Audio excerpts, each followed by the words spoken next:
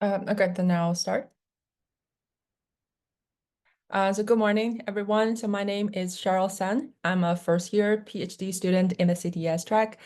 For today's research in progress, I will be talking about individual participant data meta-analysis, specifically the management and the collaboration aspect.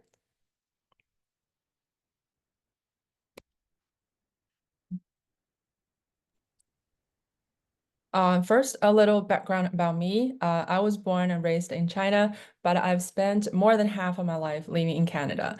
I did my undergrad training in anatomy and cell biology at McGill University, and then my master's training in epidemiology at Boston University.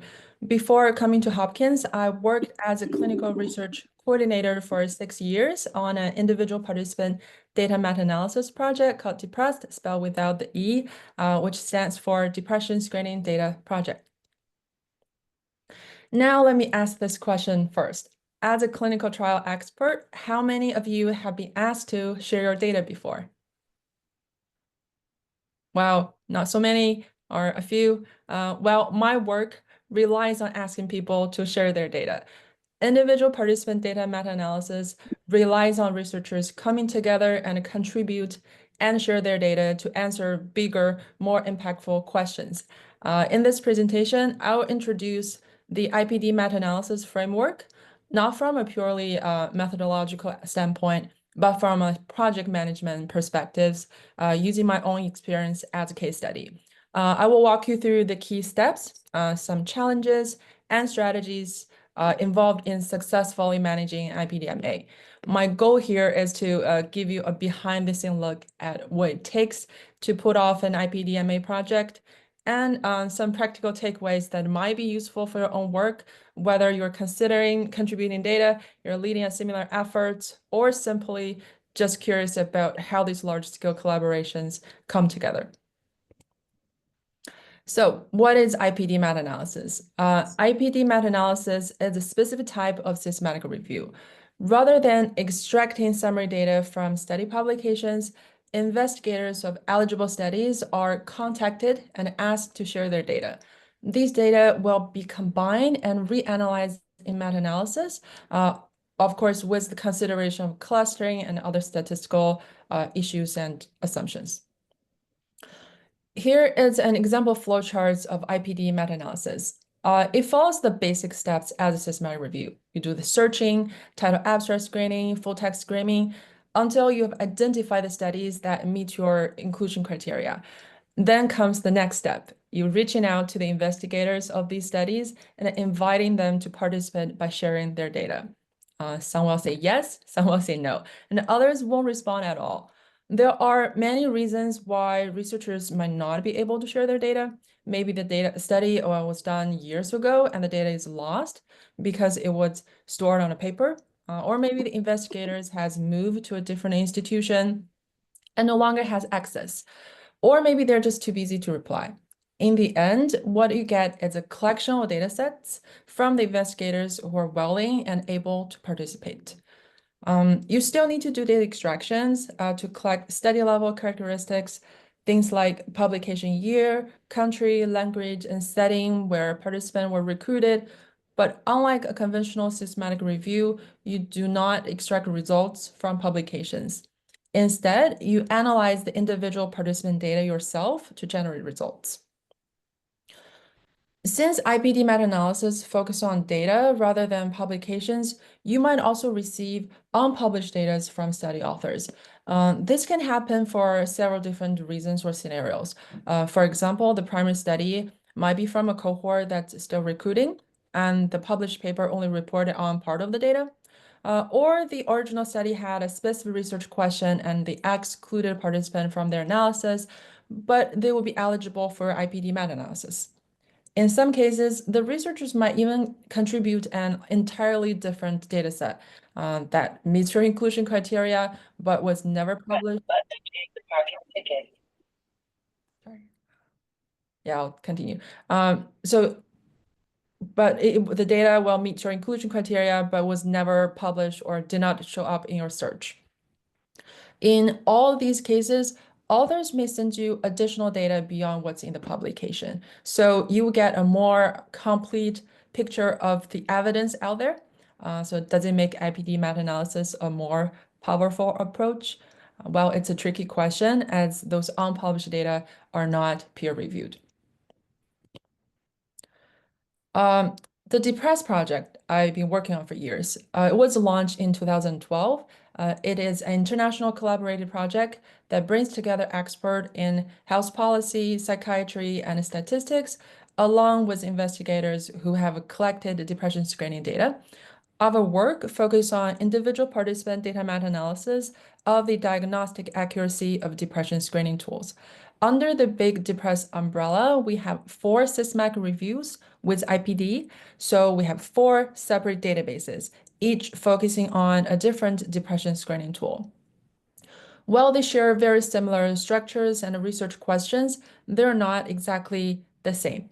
So we have one for PHQ-9. It is the most commonly used depression screening tool in primary care. We have another one for EPDS, which is designed for perinatal care. We have one for HAS-D that is primarily used in inpatient hospital settings. And we have one for GDS that is developed for geriatric populations like older adults.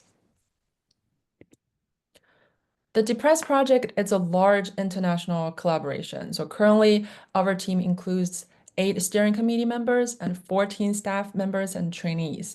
Beyond the core team, the project involves more than 350 collaborators from over 60 countries.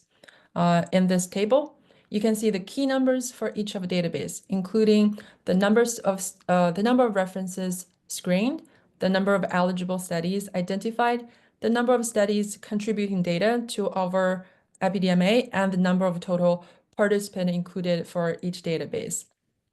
In the last column, you can see the data contribution rate. It is calculated by the number of studies contributing data divided by the number of eligible studies.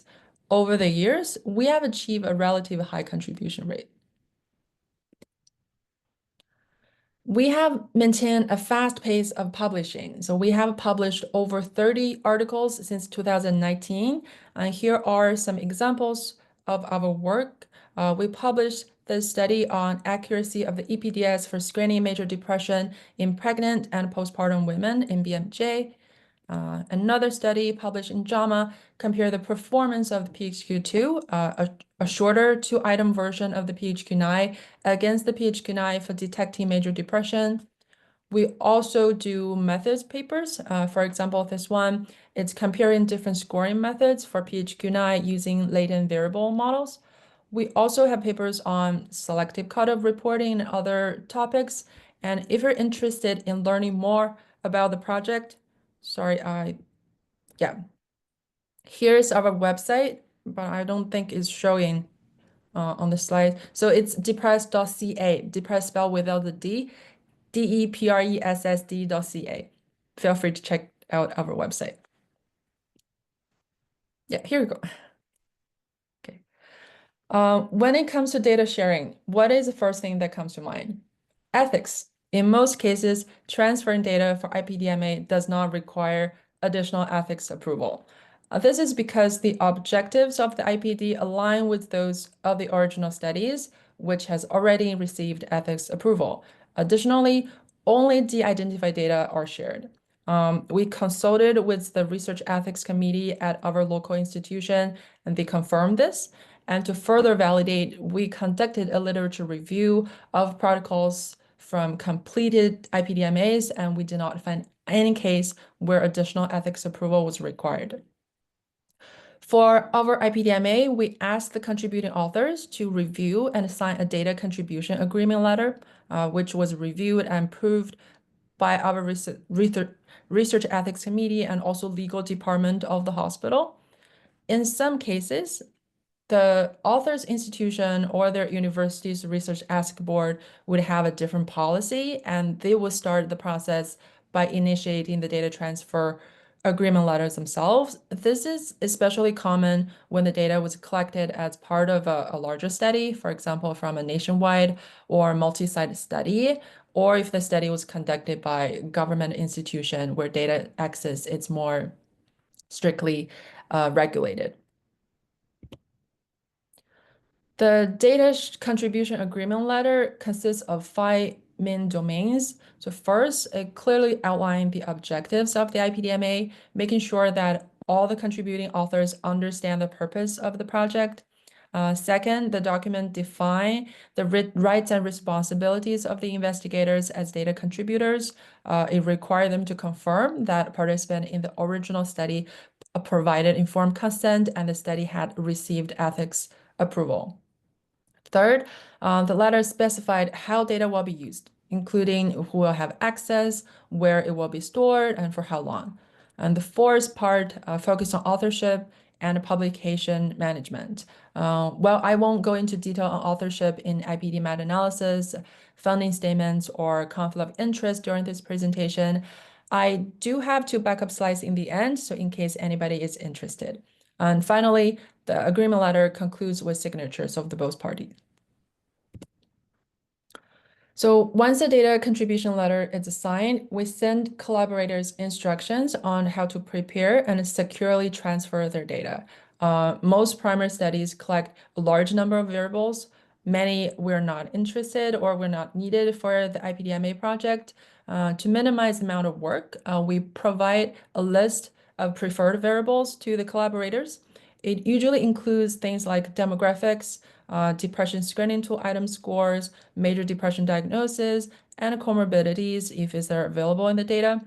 We also sometimes share a data dictionary for the final transformed database, so the collaborators will have an idea of what we're expecting. Once the data is ready, we ask collaborators to upload their de-identified, password-protected data to a secure data transfer platform and send the password separately to us via email. Once we receive the data, we store it on a password-protected computer, equipped it with firewall, IDS, IPS, up-to-date antivirus and anti-spywares, and also a secure backup system like OneDrive. When we receive the data, so before cleaning and transforming it, we first check the number of participants and their demographic characteristics in the raw data set. So we then compare these to what was published in the original article to make sure that we have the correct data set. And next, if the original study reported diagnostic accuracy results, such as sensitivities and specificities of the screening tool at a specific cutoff, we attempt to replicate the results. We usually do not try to reproduce more complex analysis, anything like a causals or regression with a list of adjusting variables, because they're time consuming and often not relevant to our research question. And if we find major discrepancies that cannot be explained by factors such as different handling of missing data, we reach out to the original investigators for clarification. If they cannot provide a reasonable explanation for the discrepancy, we exclude the study from our analysis. A key factor in successfully managing a large collaboration is maintaining a clear and consistent communication. We send progress update to the collaborators at least every 6 months, keep them informed about the project status. So these update usually includes details on how many data sets we have received so far, when the data analysis will begin, when they can expect to see the first draft of the manuscript, and also any new research ideas we're considering that might be using their data for. Our goal here is to maintain transparency, engagement, and a collaboration throughout the project. This is one of a work published just like 2 years ago in 2023. So in this paper, we explored factors associated with data contribution in our IPDMA project. We examined the proportion of eligible studies that contributed data, study characteristics associated with data contribution, and also reasons for not contributing. Here are the results. It's a lot of numbers. So overall, out of 456 eligible studies from our 4 included IPDMA projects, 296, which is 65% contributed data. This proportion is lower than what I have on one of the previous slide because one of the project, the GDS, it's ongoing project. So we're still waiting for the author's response and replies in many eligible studies. Here are some highlights of the results. So more recent year publication and higher impact, higher journal impact factors. There were associated with greater odds of data contribution. Studies conducted in inpatient settings or non-medical settings are more likely to contribute data compared to study done in outpatient care setting. Studies that reported accuracy results, which aligns with our own research question and objective, also had a greater likelihood of sharing their data. And interestingly, study that drew negative conclusions, which means they're not recommending using a such cutoff or using the screening tool in their at least target populations, they were more likely to contribute data compared to those with positive conclusions.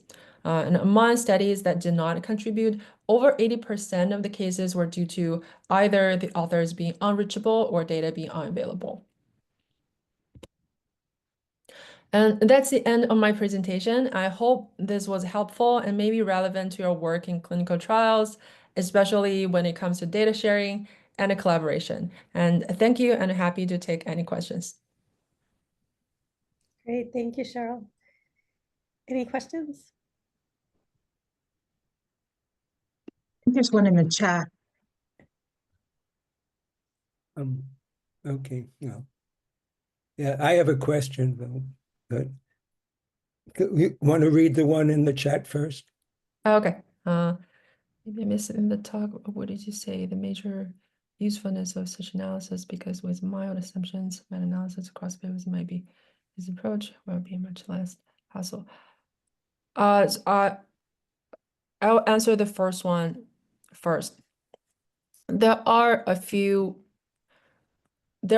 strengths of doing IPDMA versus a conventional systematic review. First, it can be used to answer a different research question. For example, when we do depression screening, we're interested in the sensitivity and specificities of the screening tool, usually based on different cutoffs. And in this case, there are usually, I would say, like a bias from the publications because studies only reported sensitivity or specificities from selective cutoffs, and it could be from the one performing the best or from the one that is used more frequently. But with the power of having those individual participant data, like IPDMA data, we have the power to look at the full spectrum of different cutoffs, and because we have item level scores, so we can look at each of the cutoffs. And another thing is because each study have a different inclusion/exclusion criteria. So for example, we require the depression screening tool to be administered within 2 weeks of the gold standard, which is the diagnostic interview. And not every study follow this step. But in the IPD meta-analysis project, we collect informations on dates, like when the screening tools and the diagnostic interviews were performed. So we have a more consistent inclusion/exclusion criteria for the participant. Another kind of strength or potential strengths for IPD is we have the potential to conduct subgroup analysis among certain minority groups. For example, if the study had reported, have data on comorbidities of the participant, maybe they just have a few participants with certain medical condition or pre-existing mental health or medical conditions. But in the end, because we have hundreds of primary studies with data, so we have the potential to look at into those subgroups to see how the screening tool perform and then which cutoff performs better among certain minority groups. And the second question, would there be a bias regarding using only data, which is shared analysis, and there might be a systemic difference between shared and shared? Yes, definitely. And also not just between shared and on-shared data. I think this, even with publication bias, I mean, there are data that are published versus not published, And also there's a difference between shared and unshared data. But over the years, I would say like there's no way to eliminate this limitation, but as authors or as like clinical trial list experts, if the authors or primary study investigator have the confidence in sharing their data with us, I would say they have more confidence in their study regarding the study conduct with the like a quality of the data in overall. I'm not sure. This is just my own perspective. I would say definitely there are a lot of data missing out there, but in terms of the data quality, maybe it's a bit better. Yeah. Thank you.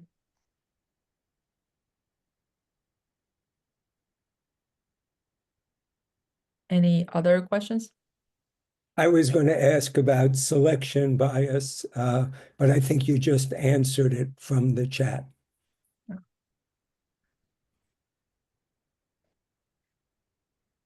Another, this is, I'm not going to going back to the slide.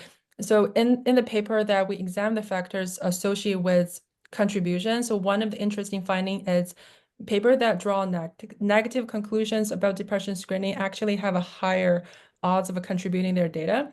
And we think it's interesting. We also had a discussion when working on the manuscript, like why would that be the case? And what we think is, at least for this topic, we have a previous paper reporting that on the concept of like a selective cutoff reporting. So we previously reported that like many researchers draw positive conclusions about depression screening tests by using data-driven methods, which means they only report the cutoff that performs the best in their data. And in this case, there's definitely bias because not all the study sample are the same, and not the study was conducted consistently across different primary studies. So it's possible that researchers who drew negative conclusions, their results might be reported as what the so the studies that drew negative results, maybe the authors they have a pre-identified cutoff written in their analysis plan and protocols, which are published before they start doing data analysis, and they stick to this. They're not like deviating from their protocols or their analysis plans. They're just kind of conduct the study adhering to the protocol and the everything that was planned. So maybe that was one of the reasons. I think it's an interesting point why like studies that drew negative conclusions are more likely to give us their data. Sorry, I'm not sure if I made myself clear.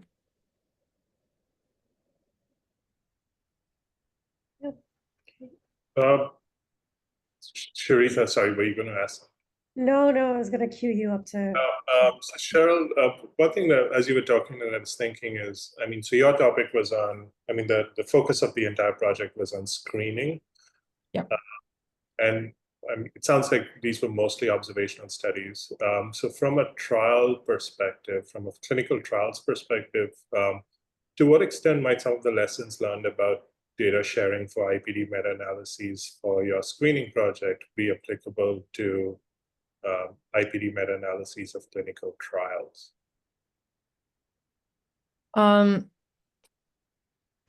So because we're working with screening and we're working with depression screening tools, as you know, it's just a questionnaire. You can download it maybe for a fee. You can download it from the internet, and you can just have recruit a participant as random, just convenient sampling. So I would say the bar to conduct those primary studies is relatively lower than conducting RCT. So in terms of the quality of the studies and also potential risk of bias in the primary studies, it's definitely greater in the topic that the depressed project is working on.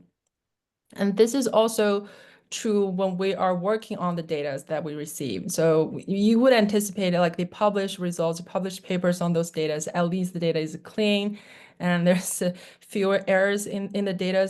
But it's very, very often that the data we receive it's really messy, and there are errors in their reportings. There are cases we had to go back to the authors for discrepancies, which are major. There's no way we can explain it based on the data they sent us, and they are not able to answer why. And sometimes they just stop responding.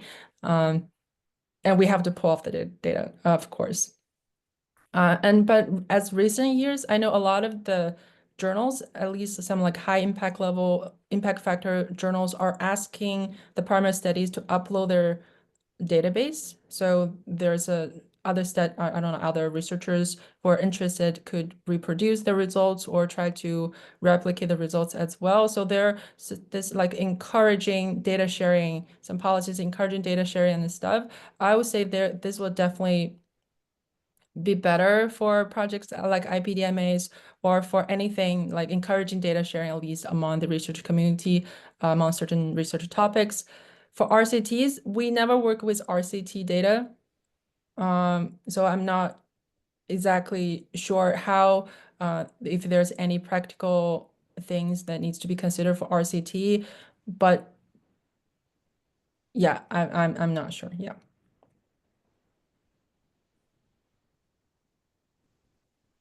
Alrighty, in the interest of time, why don't we switch over to Liz's presentation? Thank you, Cheryl. That was excellent. Good job. Thank you. Great job, Cheryl.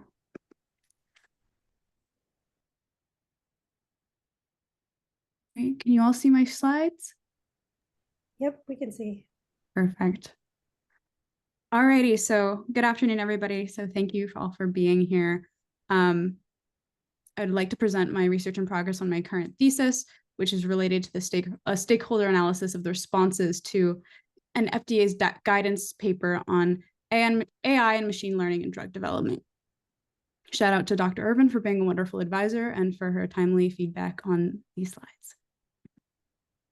So we are, as you all know, we are witnessing a transformational shift in how AI and machine learning are impacting healthcare and pharmaceuticals. So anywhere from clinical trial optimization to drug discovery and patient diagnostics. So it's reshaping really the entire drug development process. But with this innovation comes significant challenges, such as how do we ensure AI-generated decisions are fair and unbiased? How do regulators approve AI-driven models when they evolve over time? And how can we trust an AI system to determine which patients should be included in a clinical trial? So these aren't just abstract questions, they're real concerns which are raised by industry leaders, regulators, advocacy groups, and these have all come out in response to the FDA's 2023 discussion paper on AI and drug development, the cover of which is here. Since one of the data, I was trying to find the most current data I could find. So apparently since 2016, over 1,000 submissions between the Center for Drug Evaluation and Research and the Center for Biological Evaluation Research. There's more and more submissions are coming in that have used AI. And because of the high number and complexity of these submissions, we need more regulatory guidance and more clear oversight in order to ensure that these innovations are being incorporated in an ethical, responsible way. So the FDA's discussion paper, the purpose was to help explore how AI and machine learning should be implemented in drug development and how best to initiate guidance for regulatory oversight. And so the goal was to get as many stakeholder responses as possible to hear everyone's opinion across the board in order to best proceed with creating guidances. Because the technical advancements, as I already mentioned, are vast and can incorporate lots of different types of AI and used in lots of different stages in the drug development process.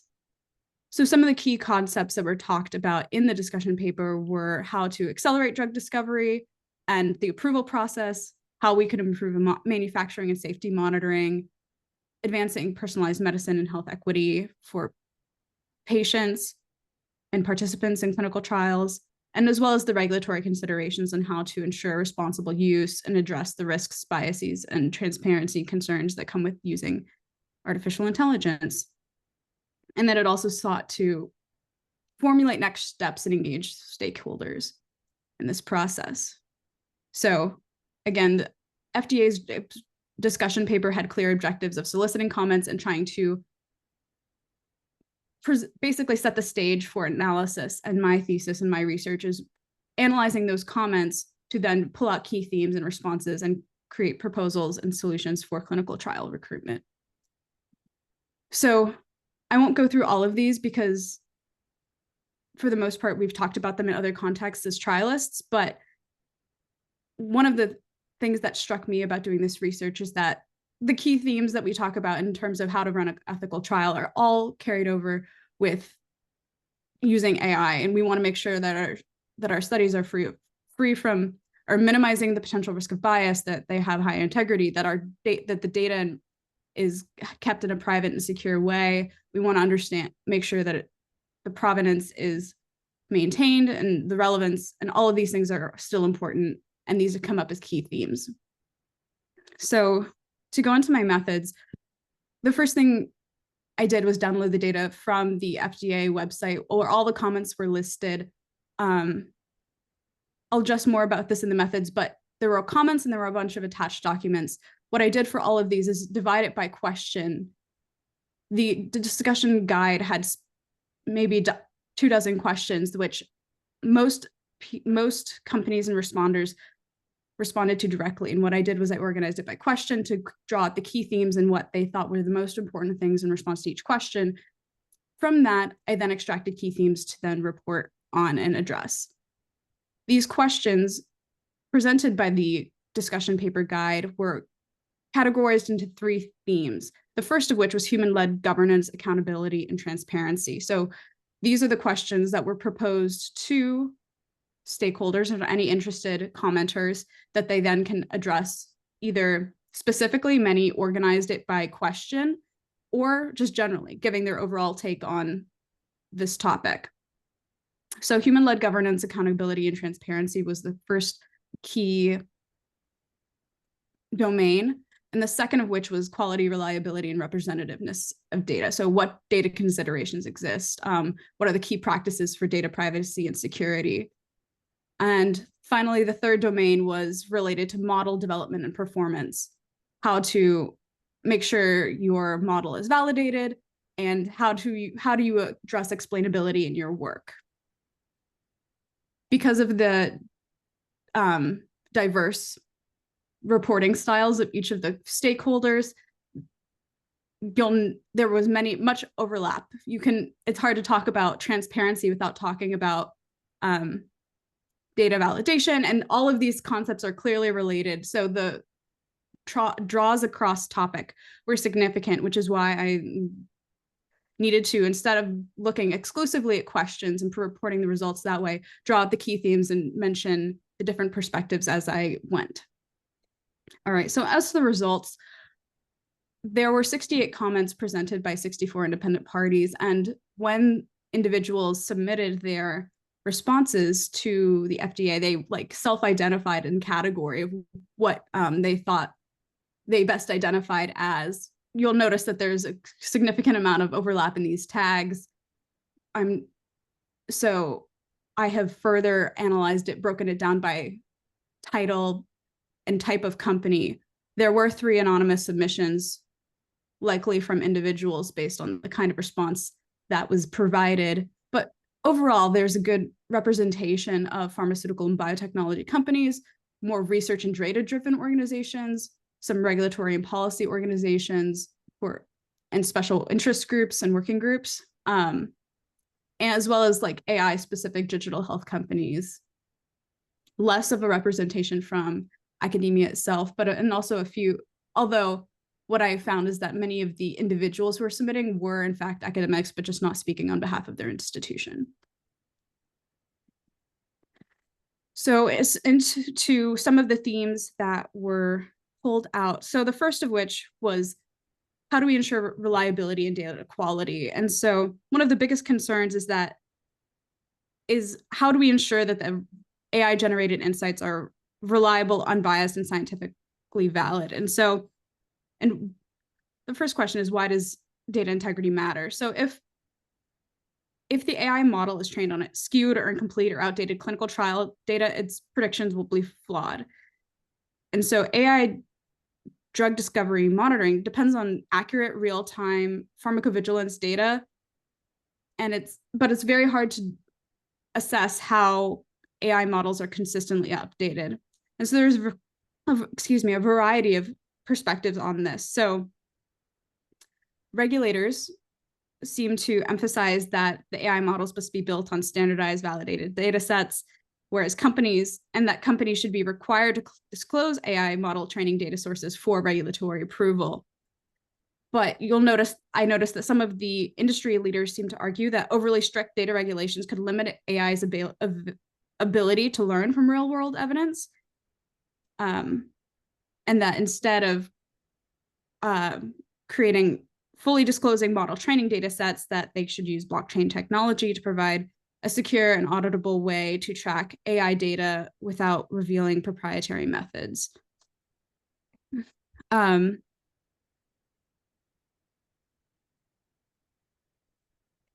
Some of the proposed solutions were for the AI reliability concerns was to use cross-validation techniques to improve AI generalizability, to emphasize real-world data integration to make sure the models are accurate over time and being continuously updated, as well as to employ federated learning, which is to decentralize the AI training methods, which would help enhance data privacy and integrity. So these strategies could form the foundation for AI validation frameworks that balance innovation, security, and regulatory oversight.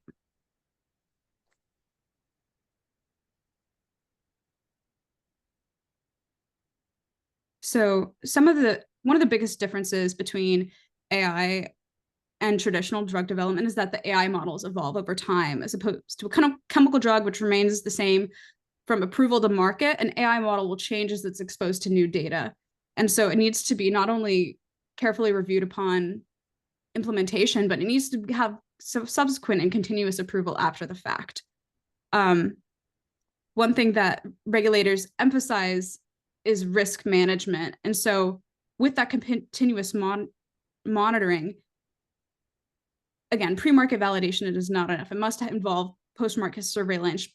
And so that can be highly labor intensive and highly costly, but it should be done in a risk-based way. And that's one of the main findings that you hear echoed across lots of perspectives, is that a risk-based regulatory approach would require clear transparency, clear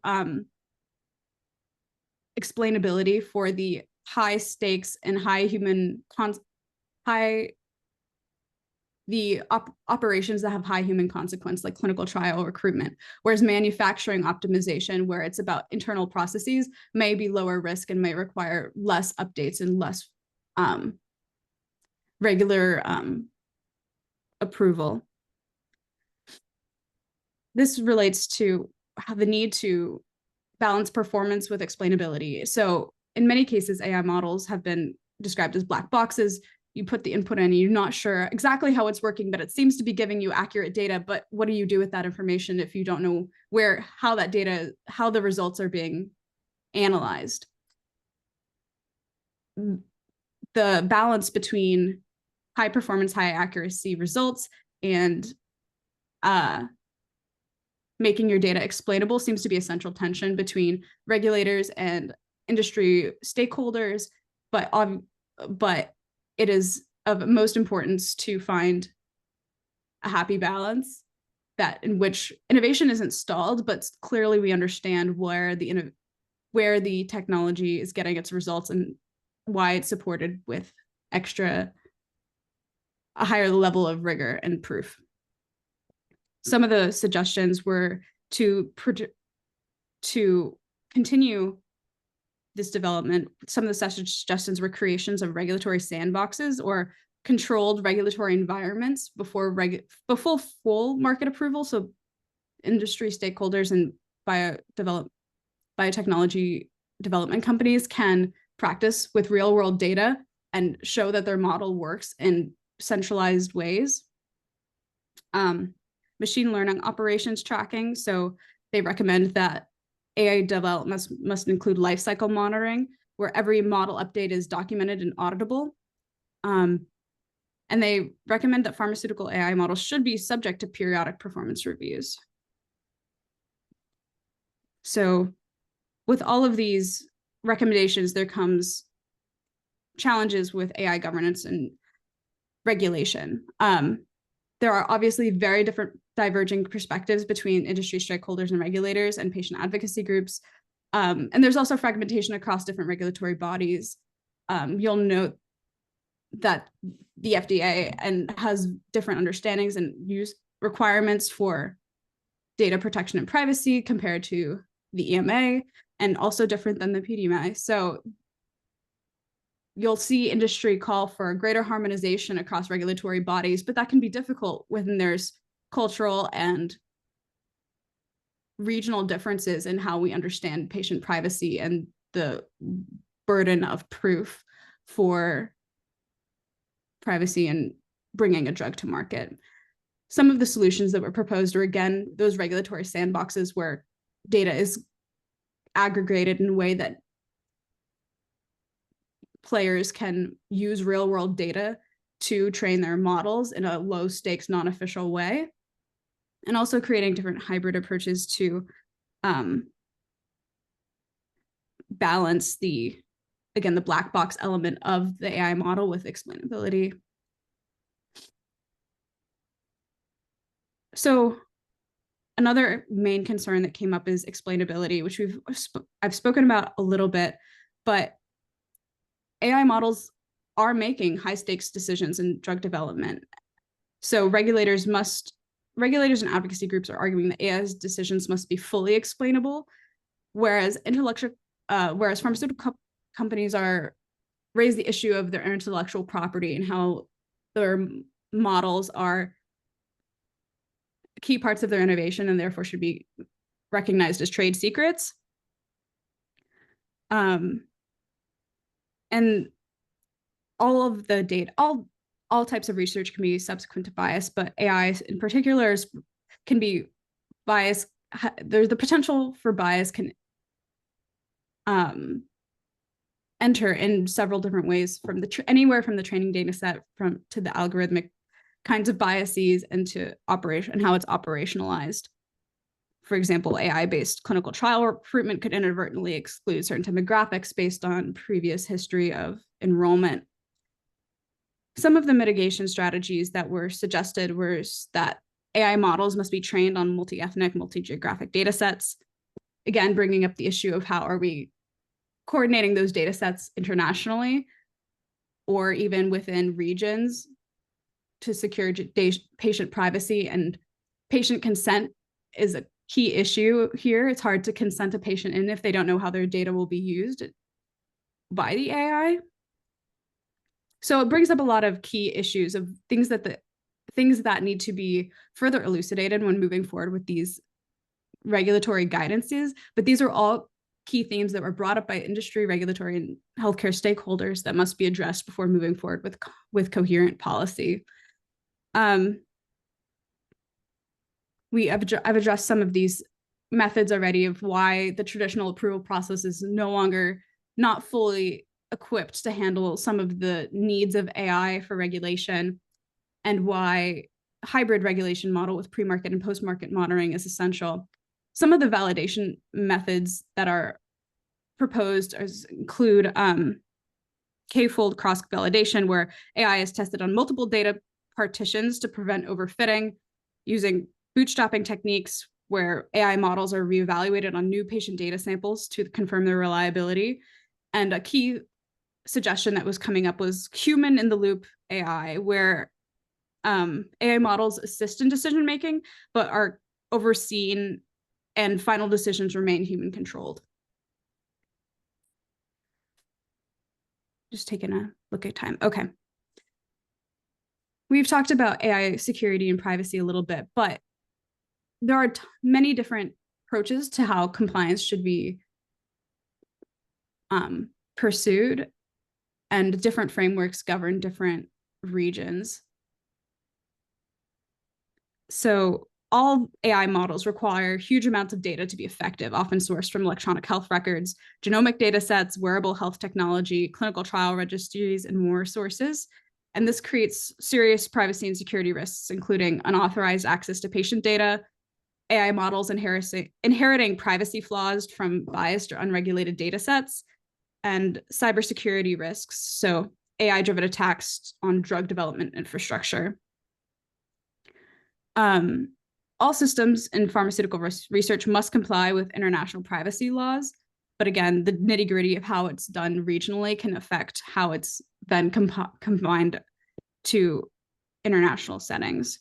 So some of the best practices that were identified for AI security in pharmaceuticals was use of AES-256 encryption to secure patient records, applying uses of different privacy techniques to anonymize data while keeping it useful for AI models, use of federated learning, which allows AI models to learn from decentralized data sets without exposing patient records, strict blockchain-based compliance tracking so that AI model decisions are tamper-proof and held in digital ledgers that will ensure transparency. So everything that the AI does is documented and unchangeable in its history, and that we must perform continuous AI security audits. So they should undergo periodic penetration testing to detect vulnerabilities before they become major threats.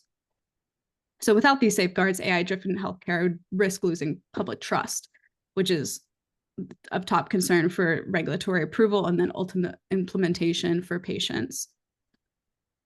So AI is already changing drug development. You can see it being used in clinical trial optimization, where we're identifying optimal patient cohorts based on genetic, lifestyle, and medical history data. It can speed up patient recruitment by reducing trial costs in some cases through that. One example from a stakeholder was that IBM Watson was predicting which patients would benefit most from an experimental cancer therapy using data. And this could truly speed up the clinical trial recruitment process, make it so more patients are receiving targeted therapies that would help, but also presents a whole host of issues regarding privacy and potential for bias. We see AI being used in drug repurposing and real-world data analysis, where AI can identify new uses for existing drugs, which can cut off years of the traditional drug development timelines. For example, AI-driven repurposing algorithms can help identify remdesivir as a COVID-19 treatment. Personalized medicine and biomarker development is becoming a major player, where AI can analyze genetic markers to recommend customized treatments, taking advantage of the big data allowable. And then we see extra applications in post-market safety and pharmacovigilance, where AI can monitor adverse drug reactions in real time and even analyze social media, electronic health records, and clinical data at a faster intervals. And then we see that with supply chain optimization, as previously mentioned, where maybe it's less patient-centric decision-making, but still affecting the drug development process. So for example, AI can predict drug shortages and recommend alternative suppliers before disruptions can occur. So there's a whole host of issues that were presented by these perspectives in the FDA discussion paper, namely related to the government's accountability, transparency, and what's required in order for it to be optimally implemented. So there's high trust, high accuracy, high explainability, and ultimately will serve and advance the drug development process. But there's a lot of work to do and a lot of clarity needed in terms of how to move forward. There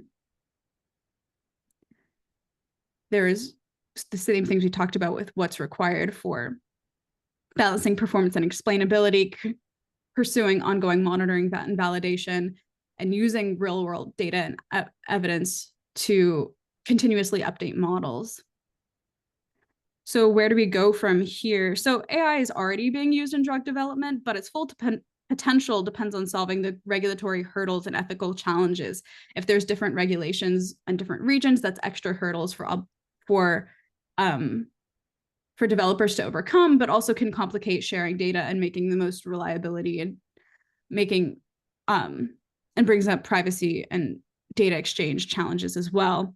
So some of the key next steps were, how do we pursue global regulatory harmonization? And should that be even prioritized? How do we regulate bias and fairness audits for companies? At what intervals should they be required? And how often should models be reassessed by regulatory bodies, evaluating what security enhancements are being involved and utilized in each submission, and how can we advance precision medicine in a way that takes advantage of these new technologies without risking patient privacy and security. One of the final elements of my research was then to focus on a specific question of how do we improve clinical trial recruitment and diversity by identifying questions that should be considered at every step of the recruitment process based on the feedback that was given by the regulatory stakeholders along the same domains previously identified, of specifying at the time of trial design what model types might be used, defining how the model will be used, how will the inclusion criteria be implemented by AI, and how can we minimize the potential for bias in that, and other questions that target model explainability, how humans will be overseeing the AI models, and how data privacy will be handled, as well as how to optimize recruitment without perpetuating existing biases and inequities in that process, and as well as continuing with continuous monitoring. So that's where my research is in progress. Thank you so much for listening, and I welcome any questions and feedback. Great, thank you, Liz. Any questions? I have one, but I'll wait for others first. I apologize if there's things in the chat I did not have that open. I don't see anything new. Yeah. So I was wondering if you knew if the ICH was doing any type of harmonization type of guidance for this with regards to, you mentioned FDA, EMA, PMDA just didn't have any conclusive guidance that they could collectively buy onto. Was ICH working on something like that, or? Yes, and they're proposing specific AI related working groups as part of that. I think that there's been several hurdles and such that it's not in a full-fledged or active process, but there's definitely major calls for it. And I need to find the most updated status report of how that progress is achieving, but I know that it is a major interest for many players. Have you, in everything that you've read, and I don't expect you to have an answer to this question, have you seen what the major sticking points have been in terms of trying to get to that point? Right. Well, at one element, I was reading a lot about the differences in patient privacy data between, for example, the EMA and FDA, and how that affects patient consenting into that, having their data used. When, if you'll see lots of industry calls for regulatory sandboxes. They need to have access to patient data, de-identified, but enough of it to train their data.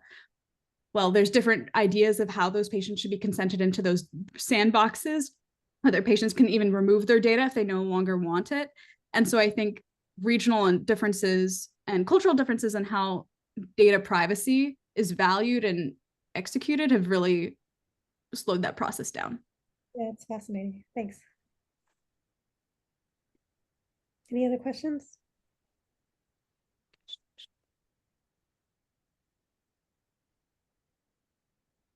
Or comments? Do you have questions for us since you're kind of in the midst of all this? Yes, one of the questions I was wondering was, obviously there's the need to balance. You'll hear the major call of, we need to balance innovation, the intellectual property rights of pharmaceutical and development companies, while also making sure that things are explainable and we understand exactly what's happening in the model, such that the information that's producing, that it comes from it, is reliable. As trialists, we always want things to be fully explainable. We want the risk of bias to be minimal, and we want to understand each step of the process. But is there any advice or way to think, any thoughts from you all of how to balance those two interests?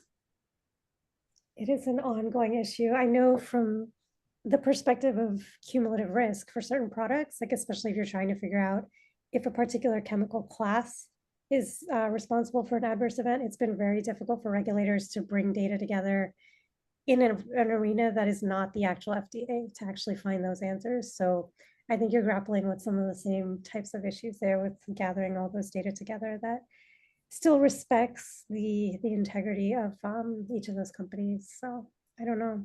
It's a hard one for sure. Yeah, it's interesting. It's one thing to read and analyze the responses of like, we need have all of these interests, but then when it comes to actually creating policy that balances them, I think there's a lot of holdup, and we'll be continuously updating. I would love to talk to Dr. Hammett about it and her experience of, but I'm sure it's changing every day. Yeah.